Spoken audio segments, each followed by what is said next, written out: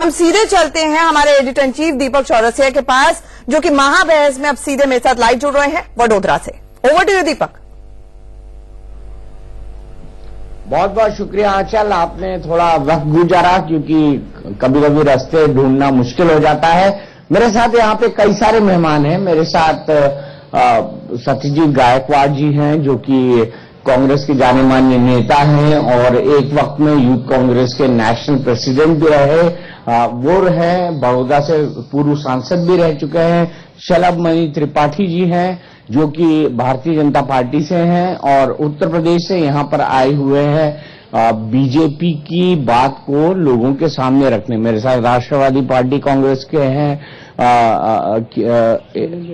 धनंजय ठक्कर और मेरे साथ रोहित प्रजापति जी हैं। इन चारों से हम लोग बात करेंगे, लेकिन सबसे पहले सत्यजीत भाई मैं आपके पास आना चाहता हूं। मुझे ये बताइए कि जिन सालों की आप बात कर रहे हैं कि 22 साल में ये हो गया, लेकिन वो बात क्या जनता तक पहुंच भी रही है? आप पहुंचा भी पा रहे हैं? बिल्कुल, जनता तक वो बात पहुंच रही है। जनता सब जान चुकी है। इसलिए आपने देखा कि हार्दिक पटेल के माध्यम से हो या कल्पेश ठाकुर के माध्यम से हो, जिग्नेश मेवानी के माध्यम से हो, अलग अलग माध्यम से लोग इस चीज को दोहरा रहे हैं। आज भारतीय जनता पार्टी का मैनिफेस्टो देखो या भारतीय जनता पार्टी के 22 साल का कार्यकाल देखो, आज लोग खुश नहीं है। युवा बेरोजगार है, महिला सुरक्षितता नहीं महसूस कर रही। मेक इन इंडिया का उनका जो नारा था उसमें कुछ फायदा हुआ नहीं, कोई ऐसी इन्वेस्टमेंट आई नहीं। करीबन 7 वाइब्रेंट गुजरात के समिट्स हुए, उसमें 70 लाख करोड़ का वायदा किया था इन्वेस्टमेंट लाने का, आज तक वो इन्वेस्टमेंट आ नहीं पाई और ये बात जनता तक पहुंची है। और मैं समझता हूं कि जनता ये पूछना चाहती, हम ये पूछना चाहते हैं, 22 साल आपको राज करने को दिया लोगों ने, अगले 5 साल में आप क्या करना चाहते हैं? आपको और 5 साल बीजेपी को क्यों चाहिए? और आज तक उनका जो मैनिफेस्टो है उसमें एक वायदे की मैनिफेस्टो नहीं है उनका, सिर्फ vision document. Vision document manifesto नहीं। हाँ, उनके विजन डॉक्यूमेंट में कोई रोड मैप नहीं है कि वो बेरोजगार को नौकरी कैसे दिलाएंगे। आज समग्र गुजरात में अर्बन एरिया में पीने की पानी की बहुत बड़ी समस्या है, जबकि नर्मदा का नीर साबरमती में छोड़ दिया जाता है जो दरिया में वापस जा रहा है। आज गुजरात के अंदर जो इंडस्ट्रीज है, गुजरात का जो जीडीपी ग्रोथ था 1960 से 12% पे था, आज वो 10% पे है। लेकिन भारतीय जनता पार्टी कहती है कि 10% का ग्रोथ है, हिंदुस्तान के डेवलपिंग स्टेट में सबसे अच्छा है। तो ये अप्रचार करना, गलत दिशा पे लोगों को ले जाना, लोग जानते हैं कि आज क्या परिस्थिति गुजरात में है। गुजरात में कई हद तक एक दहशत का वातावरण है कि अगर हमने सरकार के सामने आवाज उठाई तो हम पे गलत केस डाले जाएंगे। आज मैं बड़ौदा में हम बैठे हैं तो बड़ौदा में स्टर्लिंग जिलेटिंग बायोटेक कंपनी थी, बड़ौदा में कैमरूक थी, जहां करीबन 8 से 9 हजार कामगार काम कर रहा था। थोड़ा सा एनपीए क्या हो गया, ईडी की रेड हो गई, काफी सारी रेडें गिरा दी। सिर्फ ये कारण था कि देवर क्लोज टू कांग्रेस। आज 9,000 कर्मचारी घर बैठ गया, उसकी चिंता भारतीय जनता पार्टी को नहीं है। तो भारतीय जनता पार्टी एक षड्यंत्र के तहत राजनीति करना चाहती है, लोगों की सुविधा पहुंचाना नहीं चाहती, लोगों को वो विश्वास दिलाना नहीं चाहती कि हम आपके साथ हैं, आपका भविष्य सुरक्षित है। शलभ, जवाब दीजिए। मुझे ये बताइए कि क्यों सिर्फ एक संकल्प पत्र यानी विजन डॉक्यूमेंट तक आप लोग सीमित रह गए और वो भी निकाला तो चुनाव से एक दिन पहले, यानी आदमी सोच ना पाए कि आप क्या 5 साल में आगे करने जा रहे हैं? नहीं, देखिए दीपक जी, हमारा ये मानना है कि भारतीय जनता पार्टी को कहने की जरूरत नहीं है। भारतीय जनता पार्टी गुजरात में करके दिखा रही है और इसलिए हम लेकर आए हैं। और विजन डॉक्यूमेंट, आपने बिल्कुल सही शब्द इस्तेमाल किया, वो घोषणा पत्र नहीं बल्कि विजन डॉक्यूमेंट है कि किस तरह से गुजरात तरक्की की राह पर आगे बढ़ रहा है। आप उठाकर देखेंगे, 2 दिन पहले एक रिपोर्ट आई है कि सभी राज्यों में गुजरात नंबर 1 पर है, जो तरक्की की दौड़ है उसमें नंबर 1 पर चल रहा है। जहां तक बात लोग ये कर रहे हैं कि गुजरात में पिछले कुछ सालों में क्या हुआ, गुजरात में पिछले कुछ सालों में क्या हुआ, ये जानने के लिए थोड़ा पीछे जाना पड़ेगा। गुजरात में पतंग लड़ती थी, दंगे हो जाते थे। गुजरात में बाइक लड़ती थी, दंगे हो जाते थे। गुजरात में गणेश पूजा होती थी, गणेश जी को अपवित्र किया जाता था। गुजरात में गरबा की पूजा अच्छे ढंग से नहीं हो पाती थी।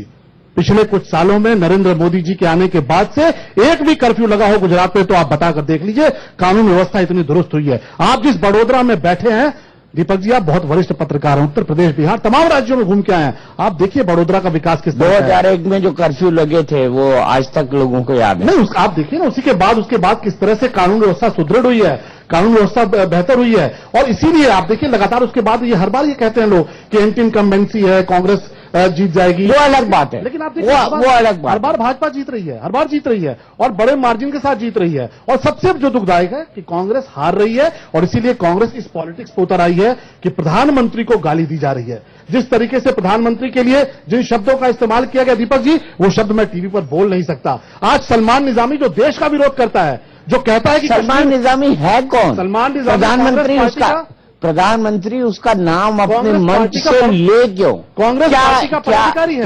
क्या राहुल गांधी अगर यूथ कांग्रेस के एक व्यक्ति का नाम लेंगे जिसके बारे में कोई क्रेडेंशियल्स पता नहीं है, तो आप उसको एक्सेप्ट करेंगे? क्यों नहीं करेंगे?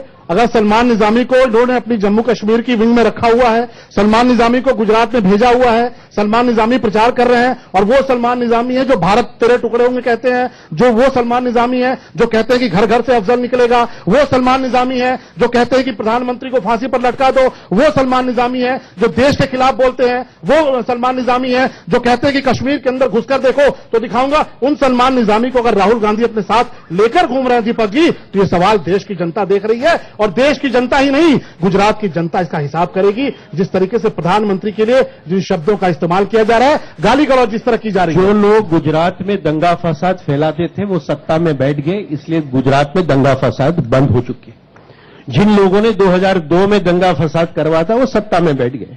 आज निजामी की ये बात कर रहे हैं, मैं ये पूछना चाहता हूं, और मोदी जी को गाली देने की बात कर रहे हैं, तो मैं ये पूछना चाहता हूं, सोनिया जी जब प्रधानमंत्री बनने की होड़ में थी, जब सरकार बनी थी 2004 में, तो इसी मोदी जी ने कहा था ये हॉलैंड की, इटली की जर्सी गाय है। ये इसी अमित शाह जी ने मनमोहन सिंह को कहा था ये मोनी बाबा है। ऐसे गंदे गंदे शब्द मनमोहन सिंह जी के बारे में और सोनिया जी के बारे में इन लोगों ने इस्तेमाल किया, तब इनको दुख नहीं हुआ था। 14 पाटीदार मारे गए, मर्डर किए गए, इनको दुख नहीं हुआ। इतने लोग कत्ल हुए गुजरात में, नलिया कांड में अबला पर भारतीय जनता पार्टी के नेता ने बलात्कार किया, आज तक केस नहीं हुआ। डिमोनेटाइजेशन के बाद 80 करोड़ एक महीने में जय शाह के अकाउंट में आ जाते, उस पर कोई केस नहीं होता। छोटे मोटे एनपीए होते, ईडी रेड डालती है, सारी एजेंसीज रेड डाल के वो कंपनियां बंद कर दी जाती है। ये विंडिक्टिव नेचर का पॉलिटिक्स भारतीय जनता पार्टी समूचे देश में ला रही है। समूचे देश में ये लोग एक दहशत फैलाने की बात है, विकास का मुद्दा कहीं नहीं है। आज बात हो रही है तो अफजल गुरु की बात कर रहे हैं, पाकिस्तान की बात कर रहे हैं। हर बार चुनाव आता है ये लोग कौमवादी बात करते हैं, ये लोग समाज को डिवाइड करने की बात करते हैं। इनके पास आज जो विजन डॉक्यूमेंट है, 2012 में मोदी जी ने कहा था 16 नई जीआईडीसी लाऊंगा, एक भी नहीं लाए। उन्होंने कहा था 50 लाख मकान हम बनाएंगे, सर 3 लाख मकान भी गुजरात में बने नहीं है। वही बात फिर इस बार के विजन डॉक्यूमेंट में दोहराई है। तो भारतीय जनता पार्टी मैं समझता हूं कि इनके पास ना कोई विजन है, ना इनके पास ठोस कार्यक्रम है। इसलिए ये गुजरात की जनता को ऐसे ही एक अलग रास्ते पे ले जाने की बात है। और इनकी जो बात है अल्टीमेटली ये आते हैं, ये जातिवाद के दंगल की बात करते हैं, जातिवाद का मुद्दा लड़ा के कौम को बांटकर ये वोट लेना चाहते हैं। मैं शलभ आपसे ये जानना चाहता हूं, 50 लाख घर ना सत्यजीत भाई, 50 लाख घर, ये तो मैंने भी सुना था 2012 में, और 50 लाख में कितने बन पाए आज यानी 2017 तक, मुझे बता दीजिए। देखिए 50 लाख घर की आपने बात आपको याद है? इस गुजरात के अच्छी तरह याद है, बहुत अच्छी तरह याद। घर बने भी हैं, बट भी रहे हैं, पर गुजरात के लोगों से 50 लाख बिल्कुल बन रहे हैं, बटे भी हैं, लेकिन गुजरात के लोगों से पूछिए कि कांग्रेस पार्टी ने बन गए, कांग्रेस पार्टी ने अगर बन गए बट रहे हैं तो फिर सवाल पूछिए कि कोई बात नहीं होनी चाहिए, स्टॉप हो जाना चाहिए। आप ये पूछिए ना कि कांग्रेस पार्टी ने जो 1,000 रुपए में फॉर्म बंटवाए थे, उन फॉर्म का क्या हुआ? जो लोगों को घर देने के लिए कहा था उसकी बात क्या हुई? और जो जाति की बात करते हैं, सर मुझे घर की बात बताइए। नहीं, मैं घर की बात कर रहा था। कांग्रेस ने किसी से भी 1000 रुपया नहीं लिया, इन्होंने बकायदे फॉर्म बांटे, इन्होंने बकायदे फार्म के पैसे लिए, करोड़ों लोगों के डूब गए। दूसरी बात, ये तो जाति की बात कर रहे हैं, धर्म की बात कर रहे हैं। कौन गुजरात में जात का कार्ड खेल रहा है? आज आरक्षण की राजनीति के इस नाम पर कौन आ रहा है? कौन जाति के नाम पर यह बात कर रहा है? माधव सिंह सोलंकी की सरकार में क्या हुआ? पाटीदारों के नाम पर आंसू बहा रहे हैं। खून किसने बहाया था पाटीदारों का? किस तरीके से नफरत फैलाई थी? और उत्तर प्रदेश में राहुल गांधी इतने मजबूर नेता हैं कि उत्तर प्रदेश में समाजवादी पार्टी जैसी छोटी, बिल्कुल मजबूर नेता है। राहुल गांधी मजबूर नेता है, इसीलिए उत्तर प्रदेश में समाजवादी पार्टी जैसी छोटी पार्टी के दरवाजे पर जाकर उनको गिड़गिड़ाना पड़ा कि हमसे गठबंधन कर लो। और मजबूरी देखिए दीपक जी, नरेंद्र मोदी का खौफ देखिए, क्यों यहां पर आकर हार्दिक पटेल और अल्पेश के दरवाजे पर गिड़गिड़ाना पड़ रहा है उनको। चलो भाई, मैं आपकी सब बात मानता हूं, मुझे सिर्फ ये बता दीजिए कितने घर किस शहर में बने और किस किस को बटे? 3.5 लाख घर गुजरात से बने भाई, इनसे सवाल है, इनको ही जवाब। आपने 50 लाख घरों की बात की है, जो मेरे पास फिगर है कि 32 लाख के आसपास घर बट चुके हैं और बाकायदे प्रधानमंत्री आवास योजना के तहत, गरीब आवास योजना के तहत आवास बांटे जा रहे हैं। नहीं, प्रधानमंत्री आवास योजना तो कांग्रेस पार्टी ने शुरू करी थी। देखिए, इन्होंने वो की थी जिसमें 1000 रुपए ले लिए थे इन्होंने तो वो योजना शुरू की थी जिनमें इन्होंने गरीब लोगों से 1000 रुपए लिए, उनको सपने दिखाए, उनको छत देने का वायदा किया और लूट के फुर्र हो गए। और आज आप देखिए, इसीलिए कांग्रेस पार्टी की हालत क्या है, गुजरात में क्या है, देश में क्या है। कोई बात नहीं, मुझे सिर्फ ये बताइए कि अब 32 लाख घर कितने कितने किस शहर में गुजरात में बने हैं? नहीं, देखिए, आप इसका आंकड़ा मांगेंगे तो मैं आपको दे दूंगा, लेकिन बाकायदे यहां पर घर मिले हैं लोगों को। जो वायदा सरकार ने किया था वो घर देने का वायदा पूरा हो रहा है। लेकिन कांग्रेस पार्टी जो ये सवाल उठा रही है, उससे ये जरूर सवाल पूछिए कि जो इन्होंने हजार रुपए में फॉर्म बेचे और करोड़ों लोगों, गरीब लोगों से जो पैसे लिए, वो पैसे लेके कहां चले गए? किसके अकाउंट में पैसे गए? क्या ये राहुल गांधी जी के अकाउंट में पैसे गए? और आज इसीलिए, क्योंकि इनके पास विकास का कोई रोड मैप नहीं है, इसीलिए आज ये जाति की राजनीति पर उतर आए हैं। इन्होंने जाति की राजनीति शुरू कर दी है। ये आरक्षण देने की बात कहते हैं, कौन से कानून से आरक्षण देंगे? आज ये प्रधानमंत्री को गाली दे रहे हैं। आप देखिए, मणिशंकर जी ने किन शब्दों का इस्तेमाल किया है। वो कहते हैं कि जाके तू चाय बेच। तो क्या गुजरात की जनता इसका बदला नहीं लेगी? और आप देखिए, अगर आपको याद हो तो लोकसभा चुनाव के पहले यही कांग्रेस पार्टी के नेताओं ने कहा था कि चाय बेचने वाला कभी प्रधानमंत्री नहीं बन सकता, और नरेंद्र मोदी जी प्रधानमंत्री की कुर्सी पर बैठे हैं। आज गुजरात की जनता दोबारा बदला लेगी। और आप ये देखिए कि किस तरीके से गुजरात के लोगों में आक्रोश है कि गुजरात के बेटे को देश में गाली दी जा रही है। कांग्रेस पार्टी के लोग इन शब्दों का इस्तेमाल कर रहे हैं, और सलमान जैसे लोग जो गद्दार हैं, जो इस देश को तोड़ने का काम करते हैं, जो ये कहते हैं कि कश्मीर के लाल चौक पर झंडा नहीं फहरने देंगे, आज वो कांग्रेस पार्टी का ब्रांड एम्बेसडर होकर घूम रहा है। गुजरात की जनता इसका हिसाब जरूर करेगी दीपक जी, चाहे वो सलमान जैसे लोग हो, चाहे वो मणिशंकर जैसे लोग हों। पहली बात तो यह है कि गुजरात सरकार की फिगर है 3.5 लाख ही मकान बन चुके हैं, और ये ऑफिशियल फिगर है। दूसरी बात यह है कि गुजरात के सपूत को गाली देने की बात है, तो फारूक अब्दुल्ला ने मोदी जी को ललकारा था कि लाल चौक पे आके झंडा लगाइए। अगर इनकी 56 इंच की छाती होती तो इन्होंने जाके लड़ा होता। Challenge accept. मेरी बात सुनिए, 1 मिनट, आपने 3.5 लाख बोला। हाँ। पर राहुल गांधी ने अपने ट्वीट में ये बताया कि 4,57,000 मकान बने। 4,57,000 मकान की बात नहीं, 4,57,000 अनएम्प्लॉयड। सुनिए मेरे को बोलने दीजिए। उनको ट्वीट डिलीट करने पड़े हैं। उन्होंने इतना बता दिया कि चंद्रमा तक पर जमीन खरीद लेंगे तो भी नहीं हो पाएगा क्षेत्रफल। तो राहुल गांधी जी को तो वास्तव में ट्यूटर की जरूरत है, उनकी मैथमेटिक्स बहुत ही वीक है। जहां तक गाली देने की बात है और ये कश्मीर में झंडा फहराने की बात कर रहे हैं, तो कश्मीर में दीपक जी सबको पता है कि पिछले 1 साल में 200 आतंकवादियों को मार गिराया है भारतीय सेना ने। जो आतंकियों के पोस्टर आए थे उनका सफाया कर दिया है। भारतीय सेना पूरे फख्र से कह रही है कि कश्मीर में जो भी आएगा वो 2.5 फुट जमीन के नीचे जाएगा। पहली बार सेना का मनोबल अगर इतना ऊंचा हुआ है तो नरेंद्र मोदी जी को इसका हक मिलना चाहिए। जवाब देंगे। जो पीडीपी को नरेंद्र मोदी और भारतीय जनता पार्टी के ये देशद्रोही है, इनके साथ कभी समझौता नहीं होना चाहिए। उसी पीडीपी के साथ इस भारतीय जनता पार्टी ने वहां सरकार बनाई, क्योंकि सत्ता हासिल करनी थी, देश को झूठी दिशा बतानी थी। आज इसी भारतीय जनता पार्टी ने कश्मीर में कूटनीति के चलते जो कार्यवाही की है, जब कांग्रेस की सरकार थी एनसी के साथ और पीडीपी के साथ, तब जो माहौल था उसमें जो डेवलपमेंट हुई, कश्मीर के लोग 85% आके वोट करते थे।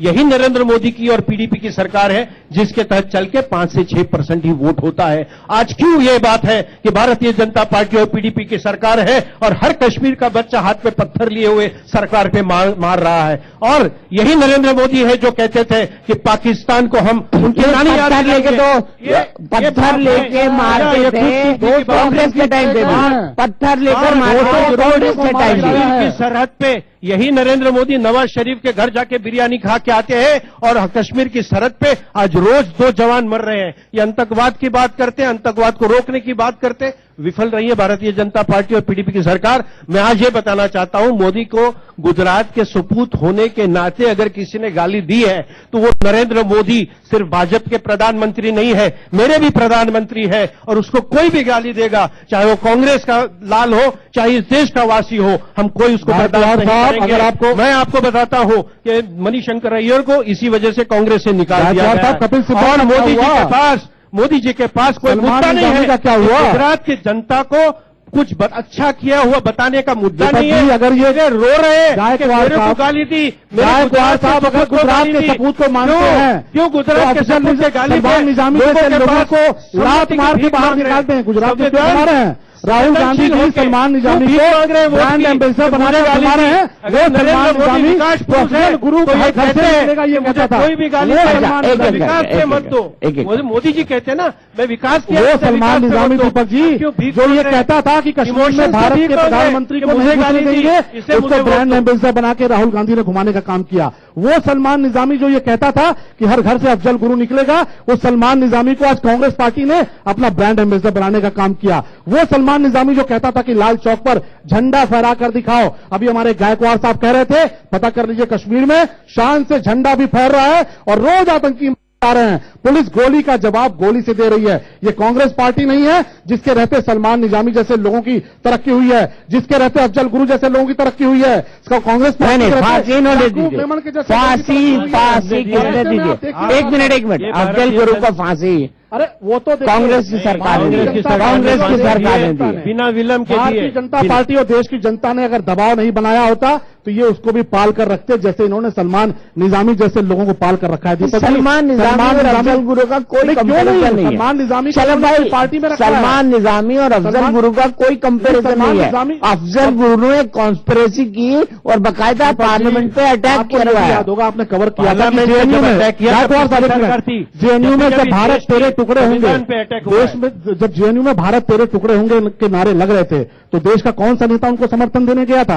राहुल गांधी जेएनयू नहीं गए थे। जो लोग ये कहते थे कि देश के टुकड़े होंगे, राहुल गांधी उनके पक्ष में खड़े थे। और कांग्रेस उनको गिरफ्तार नहीं कर पाए। बिल्कुल गिरफ्तार किया, उनको गिरफ्तार नहीं कर पाए। सबक सिखाया आपने उसको गिरफ्तार किया, कन्हैया को, जिसका कोई लेना देना नहीं है, जेल जाना पड़ा। कन्हैया कुमार की गिरफ्तारी हुई और जिस सेना पर कन्हैया 11 कश्मीरियों का क्या हुआ? उनके जो नारे लगा रहे थे, कार्रवाई हो रही है, नहीं हुई कार्रवाई, एक भी आदमी नहीं हुई कार्रवाई। भारतीय जनता पार्टी की सरकार ने ऐसे गद्दारों को हमेशा सबक सिखाया है और आप देखिए सबक सिखा रहे हैं। पत्थरबाजी प्रवक्ता है, आप अच्छे प्रवक्ता हैं, लेकिन मुझे बताइए कि कन्हैया कुमार के अलावा आपने जेएनयू केस में किसको जेल में डाला? देखिए ये बात तो आप तब भी पूछते थे। आप बताइए, ये बात आप बताइए। मैं बता रहा हूँ, ये बात आप तब भी पूछते थे जब आतंकियों की तरफ से पोस्टर जारी होते थे और आप ये पूछते थे कि इन पोस्टरों का क्या हुआ? पोस्टर साफ हो गए, बिल्कुल काली पुत गई है, एक भी चेहरा नजर नहीं आ रहा। सबके खिलाफ केसेस हैं और ऐसे गद्दारों को छोड़ा नहीं जा रहा है। सबके खिलाफ कार्रवाई हो रही है। आपको मिले नहीं आज तक? मिले तैयारी, उनको दिल्ली पुलिस को आज तक गिरफ्तारी हुई है, उनकी गिरफ्तारी, उनके परिवार वालों की गिरफ्तारी हुई है, पकड़े जाएंगे। किसी की गिरफ्तारी नहीं, कार्रवाई हुई है, उनके खिलाफ कुर्की की कार्रवाई हुई है। गिरफ्तारी किसी की कुर्की नहीं हुई, भारतीय जनता पार्टी किसी की कुर्की नहीं हुई, किसी की कुर्की नहीं हुई। आप आइडेंटिफाई भी नहीं कर पाए। सत्य मैं आपको बताता हूं, वो 11 कश्मीरी इनके नजरों में गुनहगार नहीं है, लेकिन जो 2002 के दंगों में जो 3,500 हिंदू आज अब अहमदाबाद के जेल में है, उनकी नजर में वो गद्दार है। इनकी नजर में वो गद्दार है जिन्होंने कम्युनल राइट्स किया। भारतीय जनता पार्टी के इशारे पे 3,500 युवा आज 10 साल से साबरमती जेल में है। वो इनकी नजर में गद्दार है। वो कश्मीरी जिन्होंने देश के खिलाफ नारा लगाया, वो गद्दार नहीं है। हमारी नजर में दीपक जी वो गद्दार हैं जिनको लेकर राहुल गांधी आज बड़े फख्र से तस्वीरें खिंचवा रहे हैं। वो सलमान निजामी जो खुलेआम कहता है कि भारत तेरे टुकड़े होंगे, वो सलमान निजामी जो ये कहता है कि भारतीय प्रधानमंत्री को कश्मीर में नहीं घुसने देंगे, वो भी गद्दार हैं जो भारत के खिलाफ। मुझे एक बार बताइए, वो भी गद्दार हैं। चलो भाई, let us be honest. Satyajit भाई भी दोस्त हैं, आप भी दोस्त हैं, भाई साहब भी दोस्त हैं, हम भी दोस्त हैं। मुझे बताइए कि क्या कल तक आप सलमान निजामी को जानते थे? बिल्कुल जानते थे, बिल्कुल जानते थे दीपक भाई। और देखिए सलमान निजामी को कांग्रेस पार्टी ने बकायदे अपना ब्रांड एम्बेसडर बनाकर जम्मू कश्मीर में उतारा और मोदी जी को गाली देने के लिए गुजरात में उतारा। नहीं, जम्मू कश्मीर की टीम में रखा और उनको बकायदे गाली देने के लिए यहां पर भेजा। गुजरात में आके सलमान निजामी मोदी जी को गाली दे रहे हैं। अच्छा, ठीक है। मणिशंकर अय्यर दिल्ली में बैठ के गाली दे रहे हैं। अच्छा, कपिल ठीक है। सिब्बल दिल्ली में बैठ के गाली दे रहे हैं। अच्छा ठीक है, भाजपा आप बोलिए ना, बोलिए, ठीक है, आवाज क्या हेलो हेलो, आपने बंद किया माइक अपना। तो भाजपा के सामने आवाज बंद हो जाती है। नहीं, हमारी भाजपा के सामने आप जब विकास की बात करते हो और उन्होंने बोला कि हम लोग गुजरात में अब ये बहुत बड़ा फर्स्ट नंबर पे डेवलपमेंट हो रहा है। साहब आपको इतना बता दूं कि गुजरात में स्मॉल स्केल इंडस्ट्रीज सब बंद हो रही है और आप लोग जो बड़े बड़े इंडस्ट्रियालिस्ट है, जो बैंक का घोटाला किया है, वो लोग को तो रास्ता दे देते हैं पौधे जाने के लिए। यहाँ तो स्मॉल स्केल, यहाँ हजारों गरीब लोग के पेट का चूल्हा जलता है, वो स्केल यानी वो स्मॉल स्केल इंडस्ट्री बड़ौदा के यहाँ तो गुजरात में बहुत सा मैं घुमा हूं एज ए एनसीपी संगठन महामंत्री की ओर से, लेकिन बहुत सा देखा है मैंने कि गुजरात में स्मॉल स्केल इंडस्ट्रीज नामशेष हो रही है। आप ये तो सोचते हो कि कहाँ विकास है। ठीक है, एग्रीड, आपका पॉइंट ठीक है, वैलिड है। मुझे आप क्या कहेंगे दोनों की बहस को देखने के बाद? मुझे लग रहा है कि ये तू मैंने वाली बात दोनों कर रहे हैं, इसलिए कर रहे हैं। ये बात वो 18 तारीख के बाद रखी, हम जरूर करेंगे। मोदी जी भी करे और राहुल जी भी करे। हमको आपसे जवाब चाहिए, संकल्प नहीं चाहिए। मैं कांग्रेस को भी कह रहा हूं, आपको भी। हम तो नोटा वाले लोग हैं, आंदोलन करने वाले लोग हैं। हमारा सीधा आपसे सवाल है, बिकॉज आप सत्ता पे आज हो। हमने यही सवाल कांग्रेस को किया था जब सत्ता पे थी, मनमोहन को कहा था जब वो सत्ता पे थे। आज आपका नीचे से ऊपर तक सत्ता है। मैं आपको 3 चीज का जवाब चाहूंगा कि अगर आप दे सकते हो तो। मुझे एक जानना है और ठोस चाहिए, हमको संकल्प नहीं चाहिए। हो सकता है संकल्प पत्र इसलिए जारी करना पड़ा हो कि आपको लग रहा हो कि बहुत कुछ कह दिया, आप कहने को ही बाकी नहीं है, ये सब कर रहे हो, कर दिया। हाँ, कहने बहुत कुछ कर दिया। मैं आपको दिखा दूं क्या नहीं बाकी किया। राज्यों में घूम के आइए। नहीं, आपको आप आंदोलन करते हैं, आप नोटा दबाते हैं, आप लोकतंत्र में आपका भरोसा थोड़ा कम है। खत्म करूं क्या? थोड़ा दूसरे राज्यों में घूम आइए। मैं खत्म करूं क्या? आपको फिर समझ में आएगा। मैं क्या खत्म करूं? खत्म। मैं आपको 2 चीज बता दूं करिए। कि आप गुजरात नंबर 1 की बात कर रहे हो, तो है मैं ना? आपके ही आंकड़ों की बात कर रहा हूं। पोल्यूशन में 2009 का जो कॉम्प्रिहेंसिव एनवायरमेंट पोल्यूशन इंडेक्स था, उसमें गुजरात नंबर 1 था, जिसमें अंकलेश्वर नंबर 1 था। 2011 में दूसरी रिपोर्ट निकली जिसको कोई नकारता नहीं है, वो साइंस की रिपोर्ट है, IIT ने निकाली है, CPCB ने निकाली है, उसमें गुजरात नंबर 1 था। 2013 की रिपोर्ट कल मैं NGT दिल्ली में था।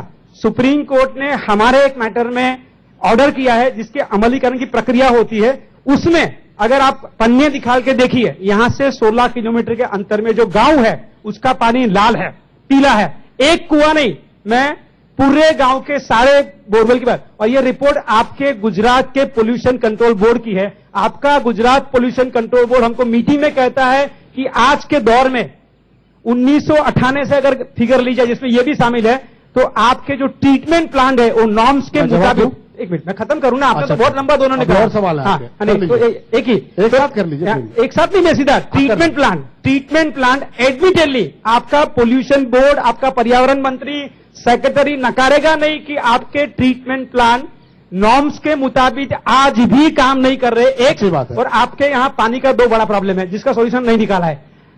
बड़ौदा से नरेंद्र मोदी जी कॉन्टेस्ट कर रहे थे, बड़ौदा के आसपास के गांव का पानी आज भी लाल है। सवाल आपका हो गया मेरे ख्याल में। एक मिनट, अच्छा, आपने खत्म कर रहा हूं। लाल पानी के बारे में क्या करो। एक दूसरा, पानी की जो समस्या पूरे गुजरात की है, आप नर्मदा छोड़िए, नर्मदा हर चीज का सॉल्यूशन नहीं है। गुजरात में पानी को लेकर जो समस्या है उसका हल, नर्मदा को अभी टेम्पररी जेब में रखी है। ठीक है, ठीक है, क्या ना, ठीक है, ठीक है, चलो। मैं ये मानता हूं कि आप ईमानदारी से स्वीकार करेंगे जो मैं पूछूंगा। आपने किसी प्रधानमंत्री को पहली बार झाड़ू लेकर उतरते देखा कि नहीं देखा?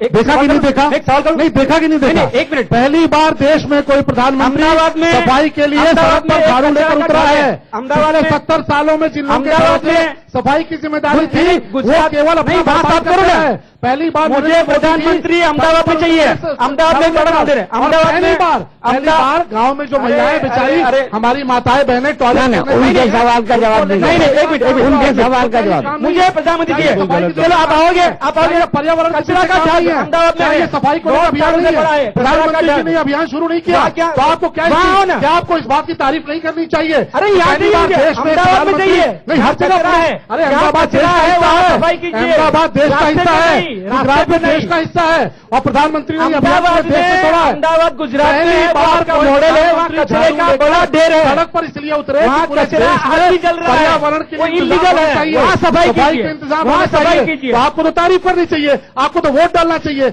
आपको नरेंद्र भाई के हाथ मजबूत करना चाहिए। आप नोटा पकड़ के बैठे हैं। कचरा की बात नर्मदा कर को रहा हूं लेकर मैं। प्रधानमंत्री ने कचरा काम किया, कौन- गांव तक पानी कचरा पहुंचा कौन दिया। हटाएगा? आप देखिए पूरे गांव में हरियाली है, अहमदाबाद का कचरा कौन जहाँ हटाएगा? होता था पीने का। वहाँ पर हरियाली है। किसी गांव में पीने का पानी नहीं है। प्रधानमंत्री अगर ये सफाई का आए अभियान मेरे करते साथ हैं। तो मैं ले जाता हूँ बड़ौदा से 5 किलोमीटर दूर पर, दीपक जी बड़ौदा से 5 चलो, किलोमीटर नहीं, दूर आपको पर रोक नहीं रहा हूं बड़ौदा मैं। की पेरीफेरी में मैं कहीं भी सत्यजीत- पीने लायक सत्यजीत नहीं। आप मुझे बताइए ना, बात आप है। निष्पक्षता से झाड़ू मुझे मारने बताइए। की बात करते हैं, टॉयलेट लाल को किले लेकर के बगल में। आप भी अरे झाड़ू वहाँ मारिए जहाँ कचरा है। टॉयलेट को लेकर जो ईमानदारी से प्रयास प्रधानमंत्री जी ने किया, क्या इसके पहले किसी सरकार ने किया था? नहीं, एक मिनट, मेरे पास वक्त कम है, मेरे पास वक्त कम है, मेरे पास वक्त कम है, मेरे ना मेरे पास वक्त नहीं है, वक्त नहीं है। मैं शराब इसका जवाब ना मैं इसका जवाब देता हूँ। आपने कहा कि टॉयलेट के लिए अभियान जो आप ऐड चलाते हैं विद्या बालन का, वो मनमोहन सिंह की सरकार में शुरू हुआ। इस फैक्ट को चेक करिए, इस फैक्ट को चेक करिए। और निर्मल भारत अभियान दीपक जी, अगर किसी ने शुरू किया तो यूपीए की सरकार जी, आप तो बहुत यानी वरिष्ठ हैं। मनमोहन सिंह आप की तो बहुत सरकार वरिष्ठ हैं। मुझे ये बताइए कि आप उसी विद्या बालन के ऐड को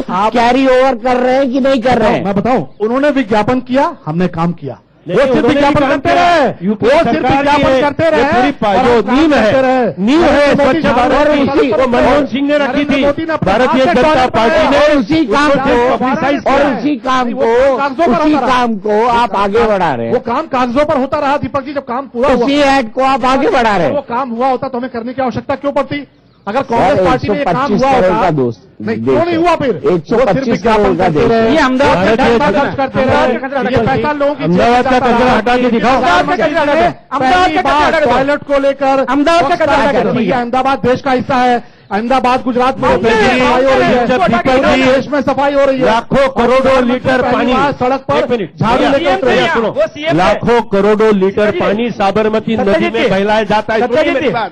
बहलाया जाता है। बड़ौदा से 5-10 किलोमीटर अगल बगल के गांवों में 1200 टीडीएस का पानी पिलाया जाता है। कोई नर्मदा का नीर पहुंचता नहीं है। अगर नरेंद्र मोदी के पास एक सक्सेस स्टोरी होती गुजरात की, तो चाइना के प्रेसिडेंट को रिवर फ्रंट पे बिठा के झूला खिला के भगा नहीं देते। उनको एक इंडस्ट्री बताई जाती, एक प्रकल्प बताया जाता, एक सक्सेस स्टोरी भारत में कचरा भर रखा है सफाई। मुझे थोड़ा वक्त तो लगेगा।